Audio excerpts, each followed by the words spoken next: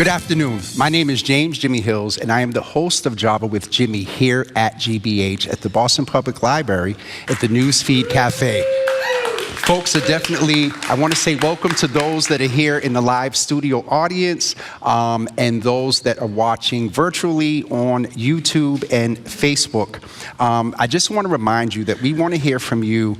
I do this at home by myself, but here at GBH, we have producers monitoring the chat, and we have those of you that are a part of the new Java family. We would like for you to go, whether you're listening on YouTube or Facebook, say hello, and the team is in the background there. As we do often in the Java Cafe, we have real live production right here going on now. So I have my notes, and they will make sure that I see your comments and your questions. This month, we are here at GBH to talk about Black Business Month. It is the last day of August, and in the theme similar to Beyond Pride in June, Beyond Black History Month in February, Beyond Women's History Month, I believe, which is in March. Thank you. We'll speak about how Errin holds me down in other spaces as well. But the notion, and we're going to talk about it with my guests, that we have to assert that there is value in supporting Black businesses. There is not a belief, there are facts that prove that when we focus on equity for the Black community, every other marginalized community and every other community that's not marginalized does well. And so we're going to talk today about supporting Black-owned businesses. We're going to talk about Black excellence. We're going to talk about being a Black woman and the rigor that is required often. And then we're also going to talk about some stats. And so in the first segment here, I am excited to introduce, I'm excited to introduce one of them, and then the other one, maybe not so much, but I'm going to get him early before he gets me. And so the first, and I always believe in ladies first, I would like to welcome, she's a friend and a sister. She is also part of a team that now manages me. If you watch me in the regular Java Cafe, we had a session a week ago, and I have turned myself over to the Davis system, who is here with us today. And so I would like to introduce to some and present to others Errin Davis of the Davis system. We're going to chat with her. Now, I'm going to talk to the next guest first, but I asked the security here at GBH to ensure that they sit Errin between my next guest and I. And that next guest, in all seriousness, I met him in an adolescent waiting room while he was reading the dictionary. A up-and-coming rap artist. I think I remember the word that he taught me was vacillate. Was it? Mm-hmm. And that is, excuse me, that is in the person of Daniel Laurent, who is the CEO and founder of Black Dollar LLC. And we have another guest him, by the way, coming in the I'm sorry? Him. You heard the extra cheers. I paid him. You know what I mean? See, this is going to be so interesting. But in all seriousness, Dio, I would like to hear your thoughts on the fact, a couple of months ago, I was talking with Jelani Lynch, Ambition of the City, and he does a lot of financial literacy, and we were talking about the fact that he can't bring himself to say Black Lives Matter. The notion that you have to assertively, or aggressively rather, assert that has so much with that. The fact that we have to focus and name the importance and the impact of supporting Black-owned businesses, why even the notion of that? And I'll get into Black Dollar in a second, but I want to set some sort of context for why we're even having this conversation this month. So I believe in preparation, right? And so I brought a slide, and I don't know if they can show it, but there's statistics on the dollar and how long it circulates in the Black community. And as of the last, I think, so there it is. So 19 days in the Jewish community, 28 days in the Asian community, 17 days in the white community, 6 hours in the Black community. So whenever people hear 6 hours, they're like, and it's just, that's not just by happenstance. So there's structural things, there's biases, there's inherent biases that we grew up with, where we thought that white ice is colder, right? And so family members who I love have recently, in the past year or two, we were having a conversation. It was like, oh, if there's a heart surgeon and there's a black heart surgeon, I'm not going to choose him.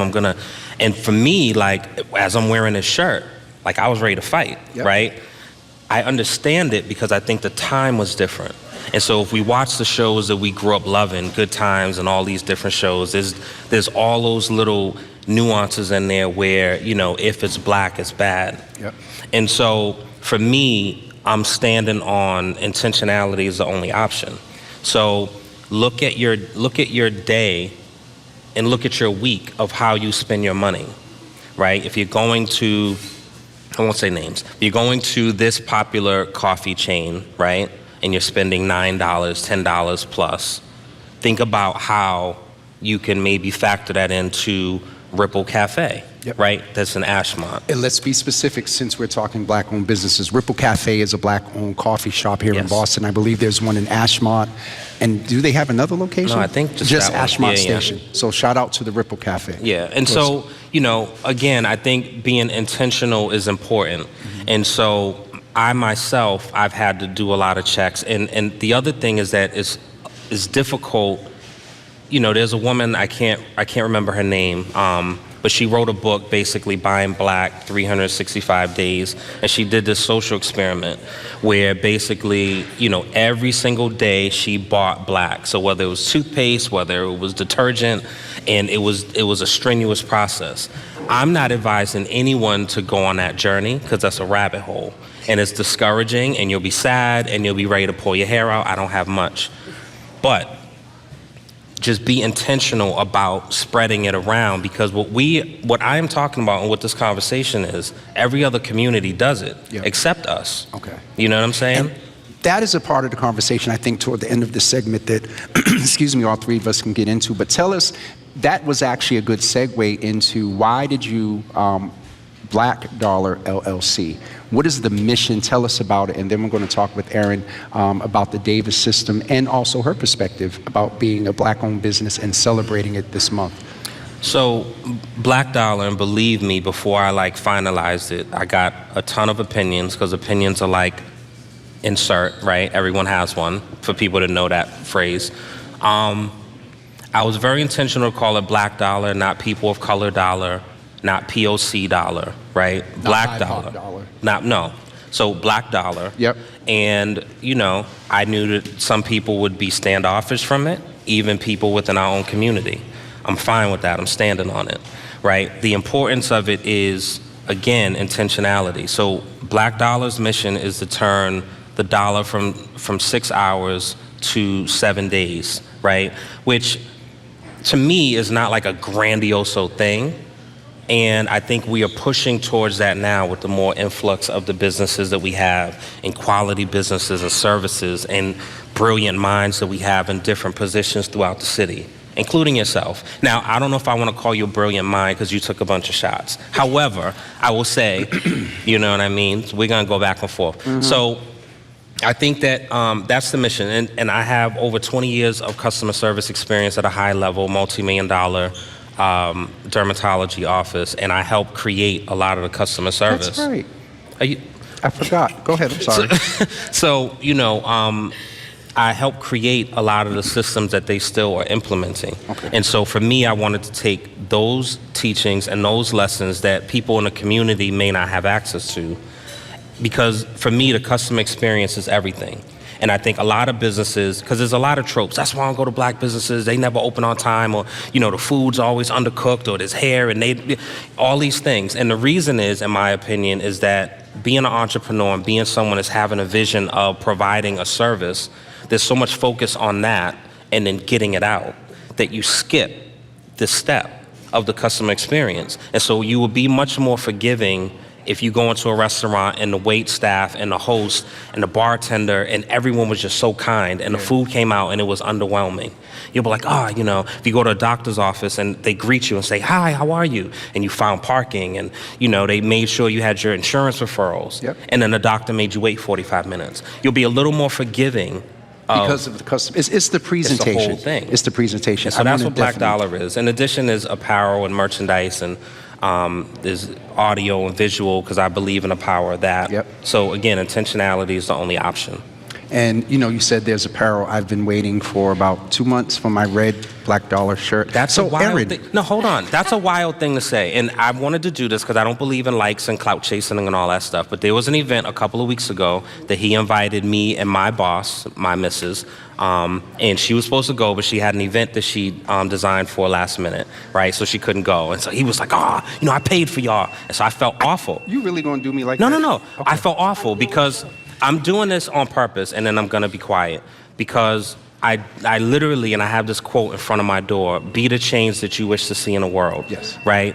And so for me, I never want to inconvenience anyone with time or money. Like, I feel a way about it. So I wanted to give you... You did say you were going to do something. I wanted to give you this, which is, that's your color. And then also underneath the hat is the actual money for the thing. Because, and I don't want you to give it back, but my point is, I want people to be intentional about how we treat each other, right? So I could have dropped that off. Y'all don't clap for him. Yeah. And now you should feel awful after all the shots you took. And if Leah is watching or watches at some point and you sealed up the bag so I can't do well, let me open it real quick. Let's support this Black-owned business.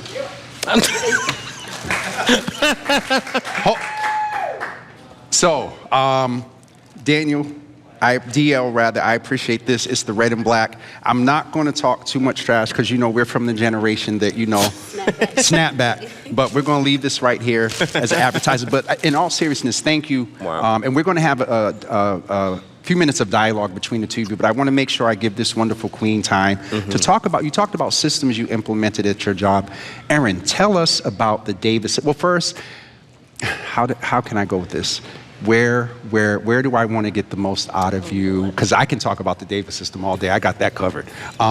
Your perspective on the notion that we have to assert the importance of supporting Black-owned businesses. Your perspective. Yeah, thank you first for having me on the show, Jimmy. Really do appreciate it and honored to be here with you as well, Daniel. It is so important. We have to have it as a part of the core of what we do and intentionality. It may, as somebody who has tried to go on the journey of only buying Black, it does rip your hair out. It's not something that I would recommend either, but it is about that intentionality. It's about deciding to go to that local Black-owned coffee shop in the morning. It's about doing the research to Google the brand. Like, I spent hundreds of dollars on a Black-owned luggage set just because it was Black-owned when I could have gotten it somewhere else much cheaper. But it's about putting the money into... Do we know who that Black-owned luggage system is? It's Tote and Carry. Tote and Carry. Shout out to Tote and Carry. My cart has been filled and I just need to make a decision. But let's name that. We're celebrating and bigging up Black-owned businesses. Sorry, yes, no, for sure. So for me, it is about that intentionality. Because like Daniel said, there are other cultures are doing this, other races are, but why aren't we? And so it is about having that intentional investment within our own communities to not only see the dollar go longer within the Black community, but in our local communities as well as a whole. Okay. So you're talking about within the local, let's say here, Roxbury, Dorchester, Mattapan, keeping it there. We've talked about creating spaces for the economy. Shout out, Chief Idawu, doing different things like that. I wanted to also, Daniel talked a lot, and so I want to make sure we give balance. I'm going to shut up and ask short questions. Tell us a little bit about the Davis system, and then I really would like for you to chat with us about being a Black woman and a business owner. There's the excellence that exudes. You want something done correctly, ask a Black woman to do it. But there is also a lot of challenges that come up. There are, we are men, and so yes, we're Black men and we face some challenges, but then, and we won't get too much into this, but then as a woman, there's a different tier of challenge you deal with, sometimes just amongst us testosterone carriers sometimes. Tell us a little bit about the Davis system. So the Davis system is a social impact firm that works at the intersection of community philanthropy and community organizing. That is long for, we're all about bringing resources to the community. And that's what we do. We connect our clients to the community and connect community to the resources that our clients have to offer them. So in terms of Jimmy, it's his amazing speaking skills, being able to be one of the highly rated media in the Black community here, so kudos to you. But in terms of like the struggle, when we talk about being a Black woman-owned business, first I would like to shout out my husband, Anthony Davis, who's the founder of the Davis system. And he really, the Davis system really was his idea, and he put in a lot of work to, start this organization. However, I also am an owner, and I also am a part of this, and there's definitely so many times where we'll be in a room and I am completely ignored as though this business is not also my own. And I give him all of his kudos for the work that he has done in order for us to be in this place. But it also goes to show like just the disparities when the business is seen only as his, and I'm just like an employee underneath him, which, he's a great boss. Anthony's here. Go ahead.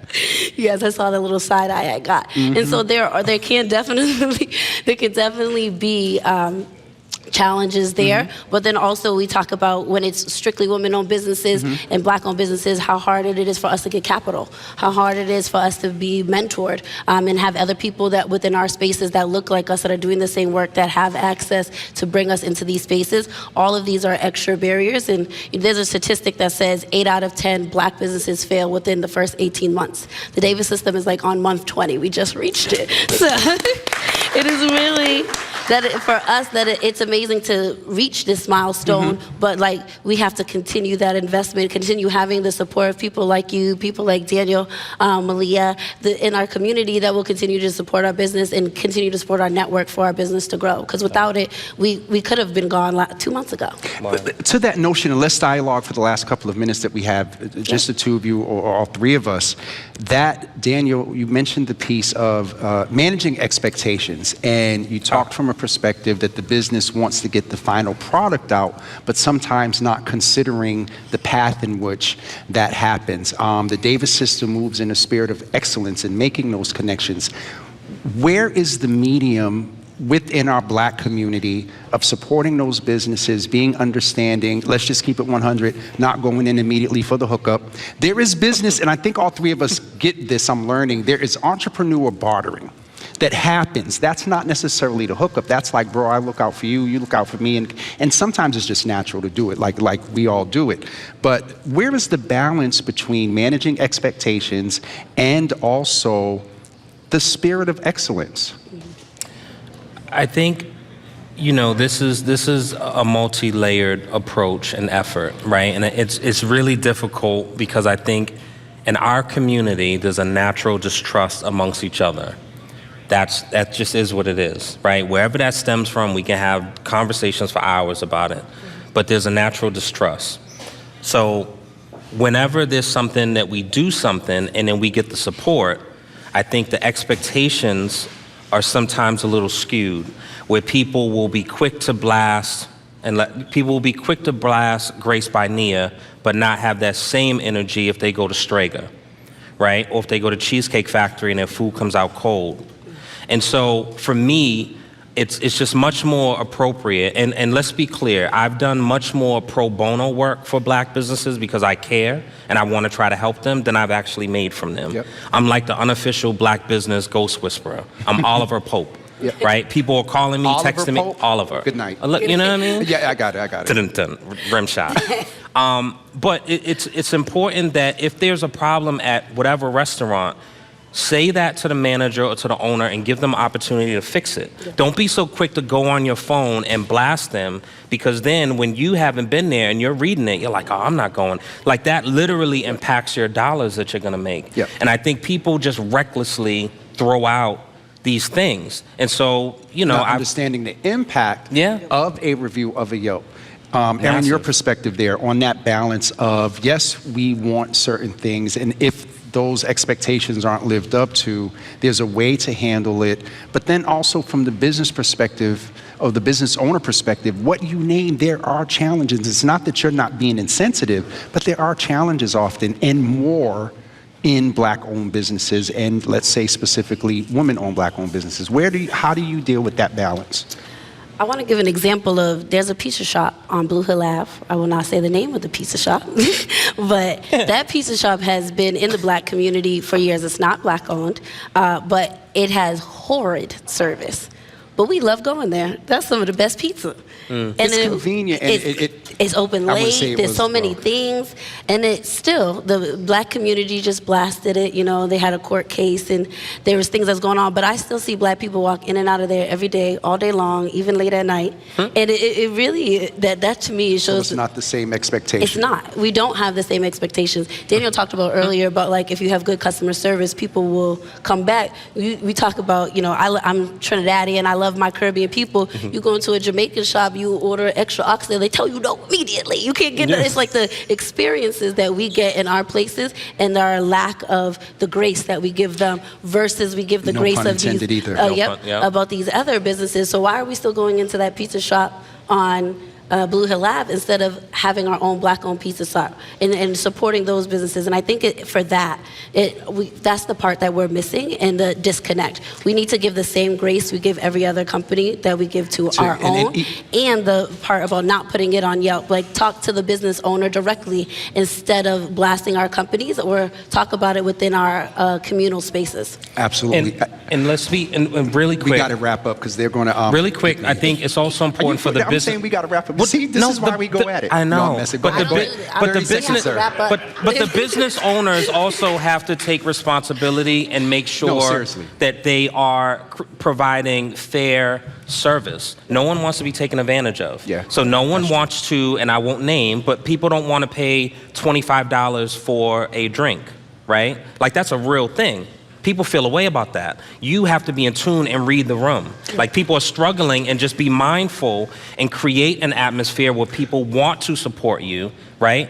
I think transparency is important. The barriers that we encounter, say that, put it on the table. And let's all as a community build, and don't try to be sneaky about it, in my opinion.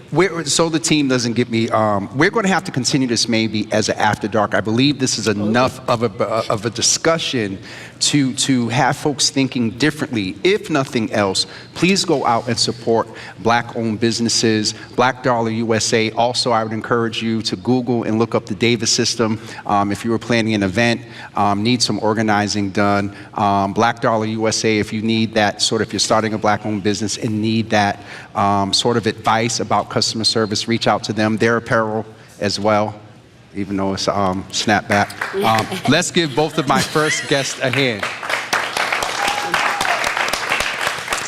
In our second segment, we are going to talk with Malia Lazu of the Lazu Group. She's coming in a few minutes, but I would also, just for those that are here in the building, I just want to acknowledge some of those tables. We have some resources and those that move in advocacy for black-owned businesses, and we're going to share that information with you in just a couple of seconds.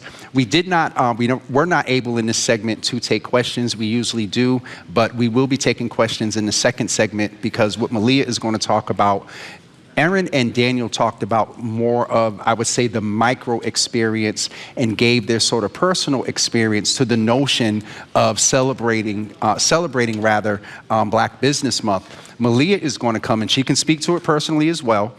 She is going to come and chat with us around systems and structures that are part of the issue. Let's just really, as some of the young people say, let's keep it 100. Systems and structures. There will also be some historical context to why and how those systems and structures were implemented. And so I just want to acknowledge those that are here. They are black-owned businesses, or they advocate for black-owned businesses and equity in that space. And it's Live Like a Local Tours. Let's give them a hand.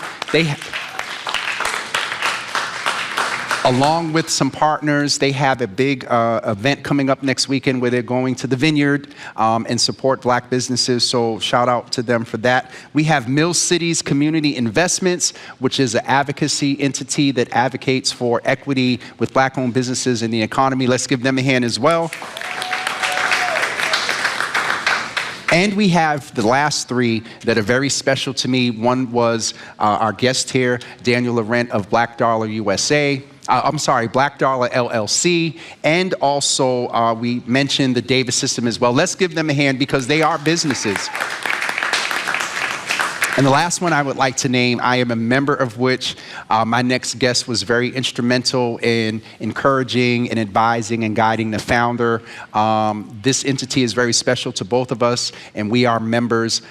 The other table that is there, and I encourage you because today is the very last day that you can join a group called Boston While Black. They are here as well. And if you're a new migrant into the Boston community, if you're looking to get connected, to go from anywhere, where to get your hair cut, to find out spaces where black folks are gathering, Boston While Black is where you will find that. So let's give them a hand as well. And also, I wanted to remind you, as we're going to take questions from my next guest, and I cannot wait to begin the conversation with her. If you are here in the studio and have questions, please fill out the cards and they will make sure I get the questions. Please also feel free to share on social media, and I will just go ahead and name, if you were commenting on social media, I forgot to refresh the Google Doc and they were probably getting it to me, so okay, wonderful. And so what we're going to do now is introduce a wonderful young lady that I have known for a few years. I love her tweets, I love her spirit. Most recently, and if I would like for her, maybe this is impromptu, most recently I chatted with her about the impact of Maui. She is from Hawaii and was able to speak to that, and the passion that exudes out of her for community was just there in that as well. And so I would like to present to some and introduce to other Malia Lazu of the Lazu Group, who is here and going to talk with us about a sort of macro perspective around the notion of having to assert supporting black-owned businesses. So please give a hand to Malia Lazu of the Lazu Group. Welcome.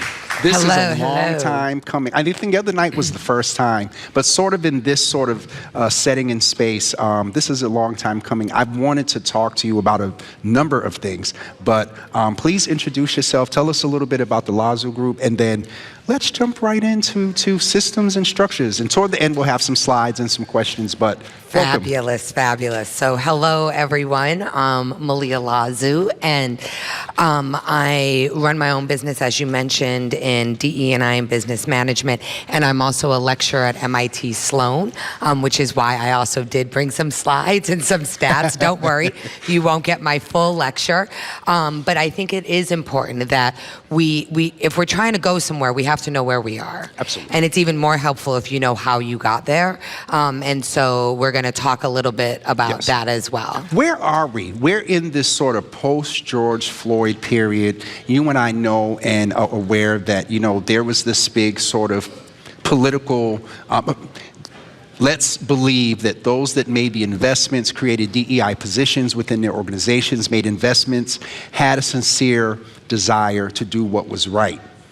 That we're 3 years in now. Where are we currently when it comes to black-owned businesses, when it comes to the systems and structures, that there was a window of opportunity to shake up some things a few years ago? Where are we? So, I think whenever we think about flashpoints as the moment that will change the world, we forget the hours that organizers put in to do things that actually change society. And we got to give organizers on the ground. Right. So now, was George Floyd a flashpoint? Of course. Absolutely. And over $50 billion has been committed to, black and brown communities. We had Jamie Dimon take a knee and lift a fist. 258 million of that has gotten into the street. And, I'm a business professor at MIT. I'm not a math professor, but there's a big gap between 258 million and 50 billion. Yeah. Like, I don't know how many millions are in that, but like hella millions, right? Hella Some millions. brother's trying to help me out, Millions, right? hella millions is in that 50 billion, right? So, and I think the presidential campaign against wokeness that we're seeing with DeSantis and other fascist governors are taking its toll. But I say that to say that there's always retrenchment. There's always social justice clawbacks. Yeah. And I know at the time, we were talking about that. We said, we need to do this now because, they're not going to let us do it in 5 years. That window, that proverbial window. We knew we had the window, and I think we did a lot with it. Okay. Right? I'm not willing to say that we didn't do anything. I will say that institutions and structures are real. Yep. And that their pushback is real.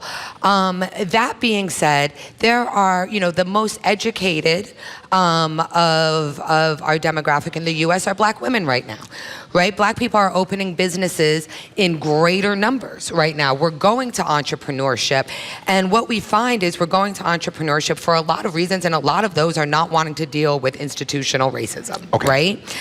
So I think we're doing a great job, especially within the current situation of the racist, white supremacist, fascist notions that are happening in the country. One of the things that is so interesting is we talk about the notions, and there's this notion that, up north, it's overt. It's like an undercurrent. People will smile at you, It's but you get cover, on right, the it's elevator, covert, right. and they'll still clasp their bag or whatever. And down south, it may be more apparent. Let's bring it home a little bit. Where are we specifically in, now you move on a national, international, space, but in home, we're here in Boston. There's been the change with Shagun. There's been the efforts. There's been things with the MBE process at the state where there's been improvements. A lot, let's be honest, those flashpoints, and again, I want to be intentional about naming, like MCCI, I believe, that's here. These organizations are on the ground that when, I guess I'm getting this as we talk, when these flashpoints happen, you have people who are ready to step advantage. up. Right, and they should be, right? Yep, Those are the absolutely. ones, when a flashpoint happens, you want to look at the people who have been on the ground for years. And have them right? You don't informed. need a new organization. There's already people who have been there who have an agenda, who say what you should be following, and said, by the way, we just adjusted this from Emmett Till, right, to the next guy, to the next guy, to the next guy, to George Floyd. It's called police reform. We've been asking for it for a while. Okay, I just kind of need to let that settle for a minute because the way that you said that was so profound, but then simple if you think about it at the same time. And so that's I'm an island girl, I keep it simple. That's another sort of zoom in itself about usurping work, not authority, but usurping work from others. Let's go into, we're getting ready, and I'll ask the team if they can get the the slides together so we can talk about some of the numbers. One of the things that you and I talked about before, that we have to understand where we've been, to understand where we are, and to inform in an intentional, aggressive, informed, academic manner. Lovingly honest. All right, simply, can we get the graphics up? I think that's what we want to be, right? We want to be honest. I'm not going to dehumanize myself for you, but I don't have to necessarily fight you about it either. But what I have to be is myself, right? Yes. And so I wanted to do, we're doing these slides right now so you all can see them. And this pie chart, I wish I could get on billboards, right? Because I feel like it lays out how long we've been in slavery and Jim Crow versus the modern civil rights era, right? So when you look at the history, right, starting back with 1619, shout out Nicole Hannah-Jones for that amazing, amazing requiem that she did. And then you go into Jim Crow, what you see is that most of our parents, at least my age, Gen X, most of our parents were alive actively, right? This isn't new.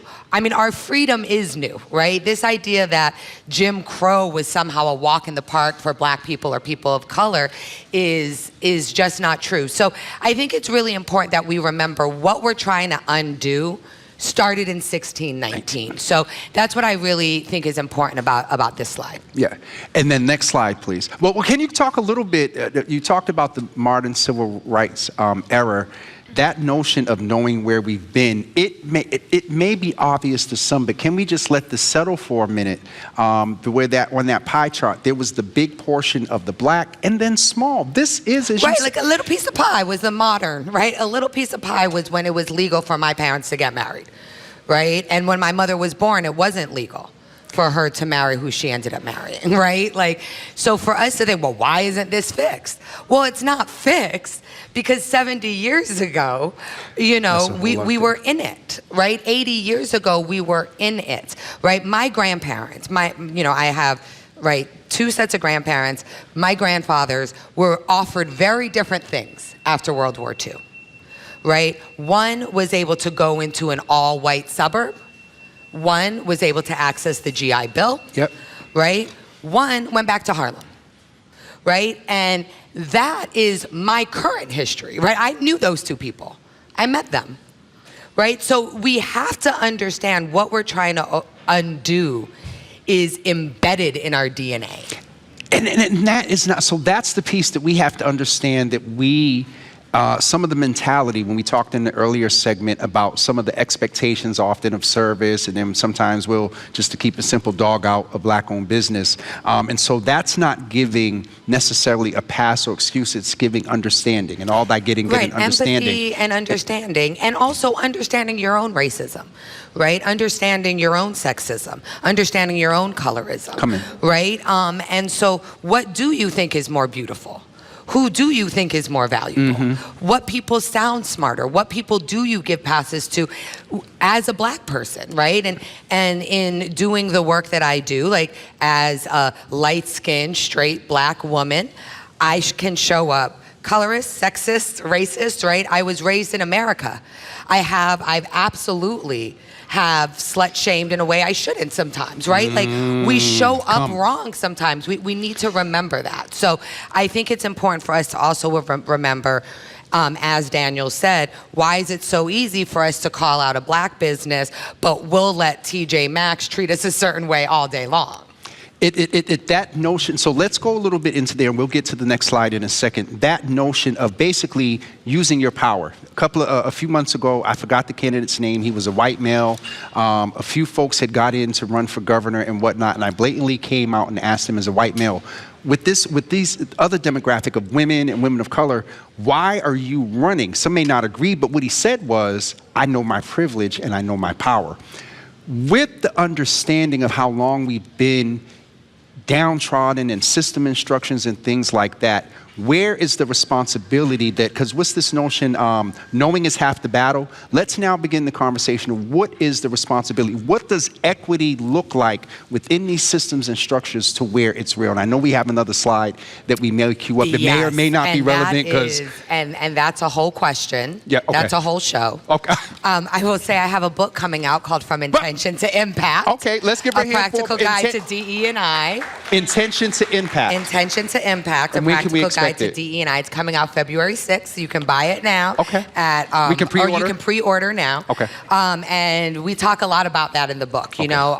And I think in order for this work to happen, the responsibility is on the power structure.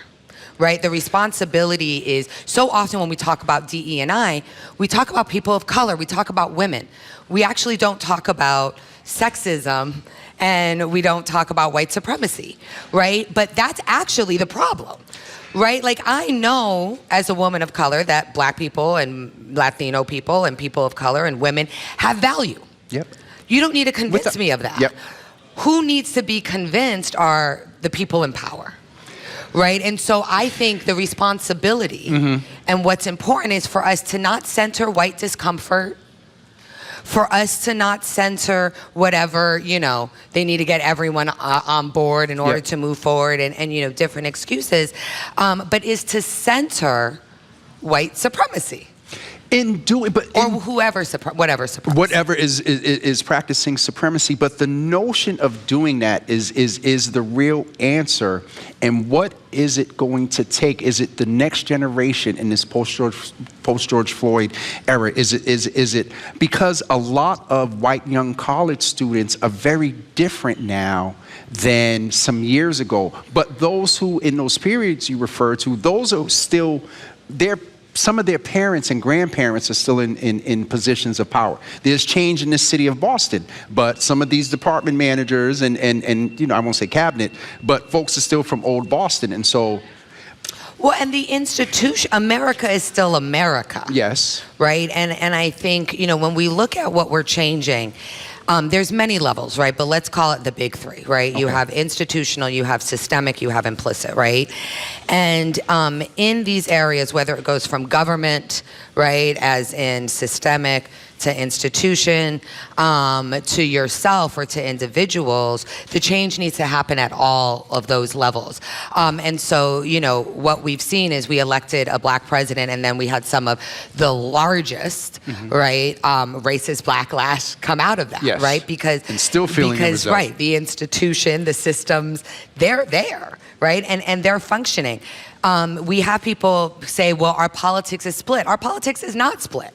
Right? When you look at our problems with our elections, yes, when you look at things like the Electoral College, you might think our country is 50-50, but when you look at, I don't know, the last time the Republicans won a popular vote, I think it was George Bush's second election, you can see that most voters are actually not it's not 50-50. And what corporations are struggling with right now, and what we're seeing with our clients, is that the people who vote are way less than the people who buy products or the people who are looking for jobs, right? So more people buy Starbucks on the first Tuesday of November than vote on the first Tuesday of November. So we are also seeing a separation of political power versus consumer and people power.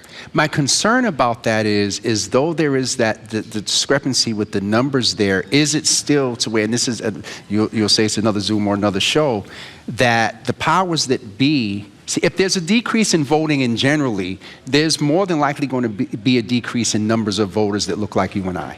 And so the powers that be know that, so they're really not that concerned that as long as they still get their agenda. Well, but they control whether we vote or not, right? Like Ron DeSantis arrested a whole lot of black people before the election in Florida. And with all the things that you can't bring food in line and you can't do this. Right. Now we still have to vote. I mean, you know, I founded Mass Vote. I'm a big believer in voting, but I also think that voting isn't the only way we organize our power. Absolutely. And that used to be one of the things that I used to be bad to say, if you don't vote, you don't count. No, even I encourage you to vote, but you pay taxes.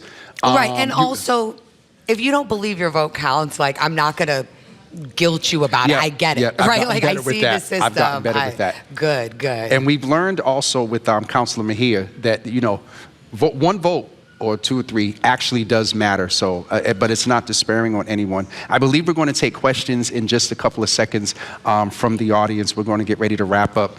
Malia, in your perfect world, and I don't know if you were intentional and want to get anything that was on the other two slides, but I want to ask you, in your perfect world, what does real, well, you kind of described it. Let me see if I can surmise it and then you fill in where I messed up.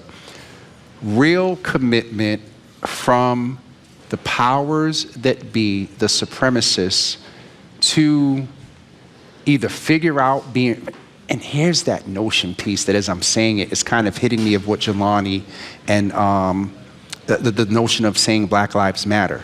To have to convince this, maybe you say it, maybe trying to, what does it look like? Because what's hitting me right now is to have to go in a room and convince white supremacists or any type of supremacists, those that are supremacists against the LGBTQ community, the value. That is, it's traumatizing. Not to just use one of these sexy words that's out here. And so I'll give it back to you and say, for any corporation, any leader, any DEI officer that's still in place, that still has a budget to do some work, and we just want to also name, you have a toolkit for those that are still in place, and you can name that as well. What does it look like? What does the work look like today, and how do you find your own humanity in doing it, is what I hear you asking, right? Like, because the idea of needing to convince you to see my humanity is dehumanizing to me, right? And so what does this work look like? You know, this is when I lean on my history of working with Harry Belafonte and being a Kingian nonviolent organizer, right? And this idea of nonviolence, which is what I've chosen, it's a choice. People can choose different things. And I think that, you know, King understood the power of Malcolm, right? When he was saying, everyone, we can get along. And, you know, white folks are like, yeah, we'll go with King, because what Malcolm is talking about scares us way more, right? I think we need to understand that we're not there to convince them. Okay. Right? We're there to live our lives and bring our value. And if you can safely do that, you should do that. Okay. I also don't want to be Pollyanna about it, right? Some people are in jobs that they need to be in, right? That they can't just quit or they can't just find another way. And in those places, and we should be doing this regardless, we should have our own communities, right? Where we can be supported, where our own humanity can be affirmed, right? And I think that that's important as well. But how we talk to the power structure, we're going to have to talk to or maybe we don't. I mean, I'm also down to Marcus Garvey and like we can go somewhere else and figure it out. Okay.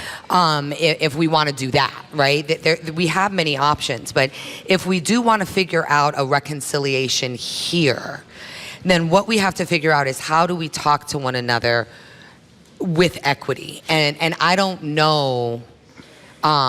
And that takes a while to figure out, Yeah, you know, you don't just run in there, or else you are trying to be convinced, right? But I know, like in my work, and I'm sure other, especially people of color who do DE&I work, they make it a point to, or I'll speak for myself, to affirm the humanity, right? So like, I mean, I've told CEOs of very large banks, I'm like, you just whited so bad. And I like roll my eyes and I'm like, oh my God, that was just so typically white. Like we're gonna have to fix that. Not to interrupt you, they're gonna get me. It should be an honest conversation. Not convincing. And so I'm not so much misinterpreted, but when you talked before about that's where the work needs to be done with the supremacists. Right, because what I don't do with my work is I don't sit down and tell these white CEOs about black people. Okay. I tell them about themselves.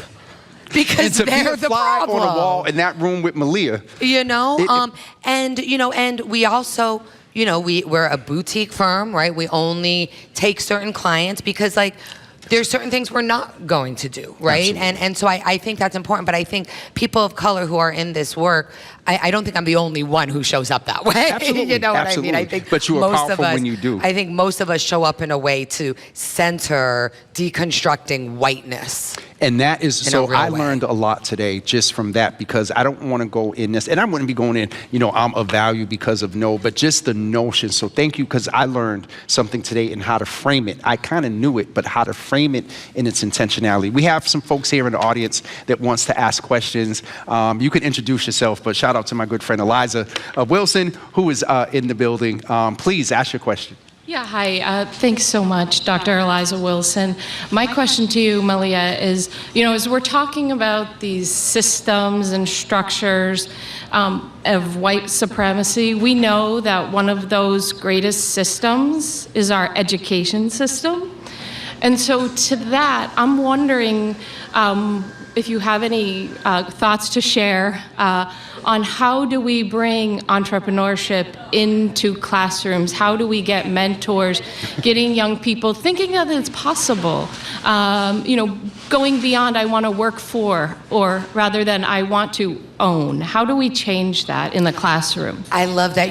I would let education experts really speak to like the policy of what that could look like. I do want to shout out, I think it's Build. Is it Build? I'm looking at the audience now, but there's an organization that actually works from middle school to senior year in high school around entrepreneurship.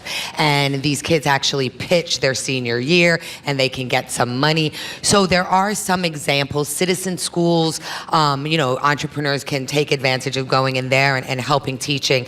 I do think, especially in public education where you're raised to be working class, right? You're raised to be a laborer. I think it's so important that we do have entrepreneurship in the schools. I know Madison Park is another school that is working around a lot of entrepreneurship. I do career days there. I would encourage other entrepreneurs to show up and do career days, because like kids don't even know you can make money doing things like that this, they right? Love or have an interest right, in. exactly. So I think it is really important that we stop looking at public education as a way to educate our laborers, but public education as a way to educate young people, period, to be able to pursue their dreams. Absolutely. I want to ask you about this because a lot of our engaging, sometimes this is through text, but then also we'll see each other tweeting as well. And so Miguel Fuentes of Boston Real Media, impactful platform on Twitter. How important is social media when it comes to promoting Black-owned businesses? Specifically, how important is Black-owned social media platforms to Black-owned businesses? So, I mean, it's critically important, right? I mean, just like Black newspapers were critically important to Black businesses, right? How we find one another and how we let each other know about one another is critically important. And I think, when we see social media, I don't know the latest stats. There was a time where Twitter was a place that Black folks were overrepresented, right? We were very high in numbers on Twitter. I'm not sure what's the latest, but everybody's on Threads now. Right. I'm like, where are we going? But I think that highlights something else. Like the fact that no one tried to figure out how to fund a Black Twitter at that moment, when we know that Black Twitter saved Twitter several times, we were a huge part of Twitter's business model, but somehow we're not a business model by ourselves, right? I think those conversations, should and need to happen. Social media is critically important. Us figuring out how to own social media is critically important, and us taking advantage, especially of the expansion in gaming. You see things like Twitch, right? Yep. That are coming up, and you see that gaming is larger than television and music combined, right? And it's kind of still a wild west space. So I think there are places, just like we took over Twitter and we sort of set a tone there, where we can continue to exchange ideas. But it is us finding ourselves is critically important, and social media helps us do that. There's social media, and I want to segue a little bit into in-person spaces. How important is it that there are social spaces? We have Boston While Black. We have, you were a part of the Embrace, and there's sort of the space within Boston Common, and then there's spaces that Sheena and the group create for us to go and fellowship and break bread. How important is that if you could minimally do that, and then, yes, some corporation leaders may be watching, but I'm sure some folks that are watching that are Black and brown or want to invest in Black and brown and really do it. I wanted to also ask you to end with the level of accountability for either Black, brown allies to really step up and make investments in Black businesses, startups, Black Twitter, as we've seen sometimes on Twitter before. So it's twofold there a little bit, sorry. Right, I was like, so. I'm known for doing that. So tell me again. The first one is, how important is Black space? Not just on social media and promoting businesses. Okay, let me take that question. Yeah, go ahead, yep. So, Black space, how important is it? It's critically important, right? Absolutely. We know that. How Black space is supported is critically important. Black space, is a reparative notion, right? It's part of how America will repair itself. I think it's important for us to remember. Boston While Black, amazing, right? We have these organizations coming up, but we also have more Black spaces. Yep. As you remember, Future Boston Alliance at the time, and then Councilwoman Ayanna Pressley fought for 75 new liquor licenses, right? And we were able to get 9 Black restaurants, up from 3 that it was out of 1,900 liquor licenses. And so, when we think about Black space, those, it's where do we own as well, right? And how do we own Black space? And I think, organizations like MCCI, like Boston Impact Initiative, that are literally giving millions of dollars, friendly capital, low interest, zero considerations, those are the companies that you want to invest in. So don't worry about creating your own fund. We're good. There's a bunch of funds, and they're getting ready to be sued because of this DE&I stuff, which is another thing we have to talk about. I saw that article. But there's already funds on the ground that have relationships, that have pipelines, that know how to deploy money. Support them, write checks to them. If you're a bank, extend them a $2-3 million line of credit. Support these funds that are on the ground, that have been in the community. Ujima, another great example. That's where you should be writing checks. And then you write the check and you walk away. Just like we were talking about, Black people doing certain Yelp reviews with Black businesses. Have your capital be patient. Have your capital be patient, meaning write the check and don't and then give them a chance. What did exactly. you do, and when is it coming out? And give them a chance to grow. Come back in 10 years. We have a question from the audience, Malia. Question. Yes, my name is John Williams. I've heard a lot spoken about white superiority, but how do we break the mindset of Black inferiority? As someone that's running for mayor in a Black majority city, How do we break that mindset so that we can unify on a foundational level to build the capacity to grow and be progressive? Thank you so much for that question. So we build it. We choose to build it, right? We choose to get in space. When you look at Boston While Black, to talk about them as an example, right? Sheena was a part of our accelerator program, and she created it from nothing. Right? She created it from nothing because that's how you create things, right? And we need to figure out how do we reconfigure our own thinking, right? Our own assumptions that we make. You know, I saw, and this is my own practice, so I'm going to speak to this, but when we were doing Kingian nonviolent trainings in 26 states, we were working with over 3,000 youth, primarily Black, you know, who were at risk. These were folks who we met from street interrupters, right? Street violence interrupters, things like that. And we started doing these nonviolent teach-ins, these nonviolent trainings, and we did them at churches. It was very old school, but it worked. And when we were done with that, we were able to bring 1,500 of these youth to Oakland, and they committed their commitment to one another, right? And these were Bloods, Crips, MS-13, like, and they also committed, and I just want to say this, because I think sometimes when you're helping others, it helps you build your own community. Absolutely. They committed to the indigenous movement that was there asking for support.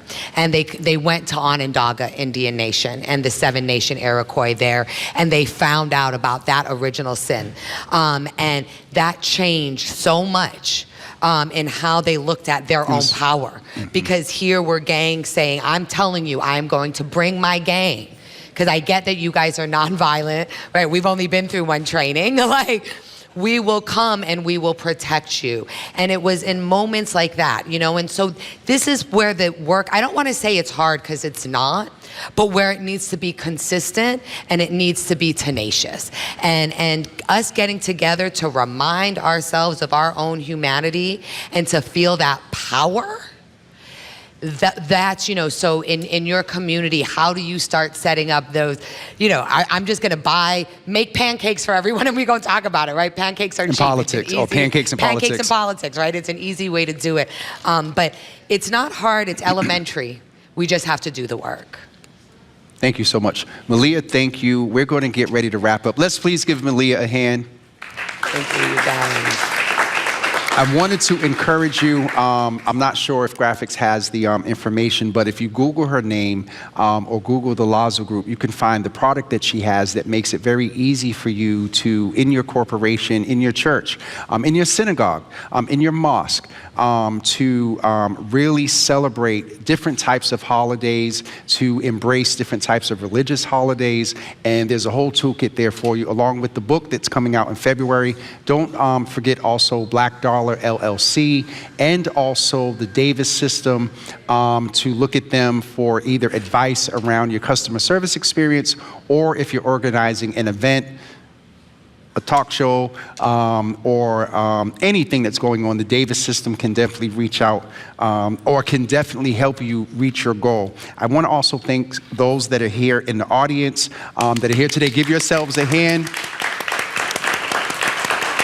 Again, I want to thank my guests, Errin, Malia, and Daniel. Also to the Newsfeed Cafe here at BPL that are over there, making sure they keep us hydrated, caffeinated, and fed.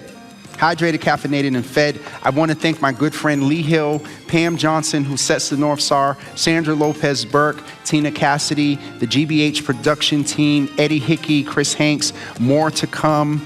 Others there, or maybe I wasn't supposed to read that. GBH producers, Evelyn Brito, who is not here with us today. Safe travels to you.